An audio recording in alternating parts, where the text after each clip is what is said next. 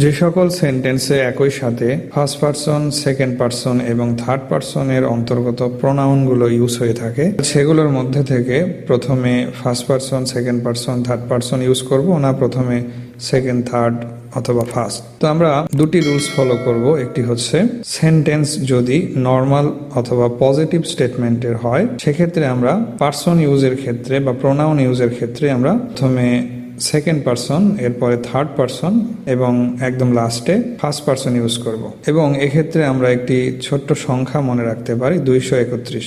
2 অর্থাৎ second person, 3 third person এবং 1 বা 1তে আমরা ফার্স্ট পারসন ধরে নেব। The correct wording depends on whether you are describing a positive or negative action. For general or positive statements, list the pronouns in the following order. সেন্টেন্সই যদি কোনো general উদ্দেশ্যে অথবা positive স্টেটমেন্টের হয়ে থাকে, সেক্ষেত্রে আমরা এই প্রোনাউনের লিস্টটি ফলো করব। আর সেকেন্ড পারসনে আমরা ইউ, থার্ড পারসনে he, she, they or a person's name অথবা যে কোনো ব্যক্তির নাম ইউজ করব।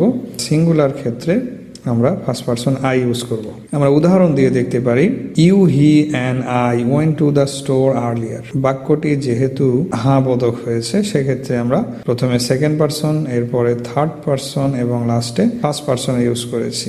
তুমি, সে এবং আমি পূর্বেই দোকানটিতে বা স্টোরটিতে গিয়েছিলাম। এরপরে সেকেন্ড উদাহরণ হচ্ছে, you, she and I will perform the song together. তুমি, সে এবং আমি মিলেই গানটি গাইব অথবা পারফর্ম করব। You, Emily and I have been chosen for the committee. তুমি, এমিলি এবং আমি কমিটির জন্য নির্বাচিত হয়েছি। পারসন ভিত্তিক প্রোনাউন ইউজের আরো একটি রুলস হচ্ছে, যদি বাক্যটি নেগেটিভ স্টেটমেন্টস অথবা অ্যাডমিটিং ফলস, কোনো ভুল স্বীকার করা এই ধরনের হয়ে থাকে, তাহলে আমরা প্রথমেই ফার্স্ট পারসন ইউজ করব, এরপরে সেকেন্ড পারসন এবং লাস্টে থার্ড পারসন। সেক্ষেত্রে আমরা এই সংখ্যাটি মনে রাখতে পারি, 1, 2, 3।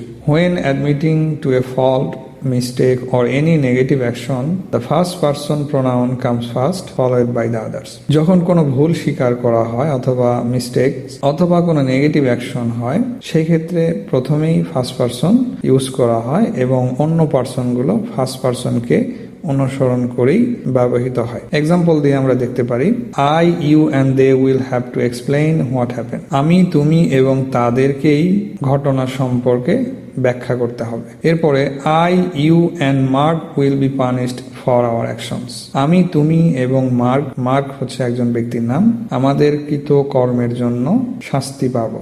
I, you and he are to blame for this mistake. আমি, তুমি এবং সে এই ভুলের জন্য দায়ী বা অভিযোগ। এরপরে আরো একটি রুলস হচ্ছে মাল্টিপল সাবজেক্টস অর অবজেক্টস। কোনো বাক্যে যদি একই সাথে আমাদের একাধিক সাবজেক্ট অথবা অবজেক্ট ইউজ করতে হয়, সেক্ষেত্রে আমরা যেই রুলস ফলো করব তা হচ্ছে, if your sentence has multiple subjects or objects, remember to use the correct case for each pronoun. এক্ষেত্রে আমাদের সবচেয়ে বেশি গুরুত্ব দিতে হবে, আমাদেরকে প্রোনাউনের যে কেস আছে, সাবজেক্টিভ, অবজেক্টিভ, পসেসিভ, এই কেসটাকে অবশ্যই ফলো করতে হবে। এমন না যে কোথাও সাবজেক্টিভ বসালাম এবং একই বাক্যে আবার পরবর্তী সাবজেক্টের অবজেক্টিভ কেস বসালাম, তাহলে বাক্যটি ভুল হবে। এক্ষেত্রে আমরা সাবজেক্টিভ কেসের ক্ষেত্রে সকল প্রোনাউনেরই সাবজেক্টিভ কেস ইউজ করব, যেমন I, you, he, she, we and they.